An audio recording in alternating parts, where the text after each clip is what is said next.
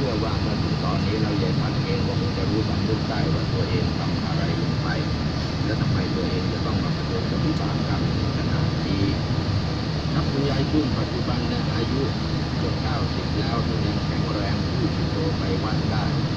แล้วก็ท่านยังลุกขึ้นไปว่าเช้าเป็นกิจวัตรด้วยครับนี่คือเรื่องของบุญและบุญเวลาหมดแล้วท่านผู้ฟังที่เคารพก็ได้รับความขอบคุณจากพระมยอดและอาจารย์ชมวันเรืองรัตนสุนทรเสด็จใหม่วันต่อไปครับสวัสดีครับ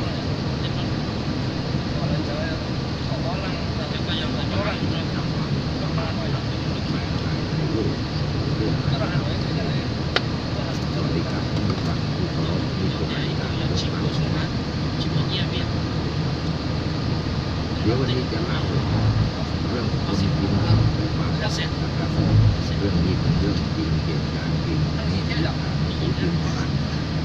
ตีข่าวดังไปทั่วโลกเหตุเกิดเมื่อวันที่29 มีนาคม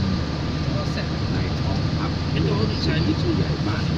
บ้านนาโดนตำบลผาเต้าอำเภอเมืองนครพนมพร้อมกับลูกบ้าน10 คนครับเดินทางเข้าพบเพื่อให้จับเจ้าหน้าที่เข้าไปตรวจสอบ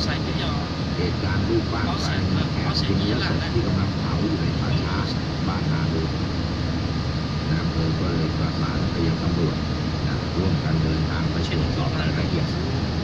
ภายในป่าช้าบ้านนาโดนริมถนนทยางกูลเจ้าหน้าที่พบนายสากรอายุ50 ปีกำลังนั่งเล่นอยู่ในป่าช้าใกล้ๆจุดที่ชาวบ้านใช้สำหรับเผาศพคนในหมู่บ้านทันทีที่เห็นเจ้าหน้าที่ตำรวจนายสากรก็รีบพนมมือไหว้ทักทายก่อนที่จะวิ่งจูดไปหลังต้นไม้ด้านหลังจุดเผาศพด้วยความกลัวที่เห็นคนมาเป็นจำนวนมากนายกองทัพก็ต้องเข้าไปเจรจาพักใหญ่ไม่ยอมพูดกับผู้ด้วยนายทอง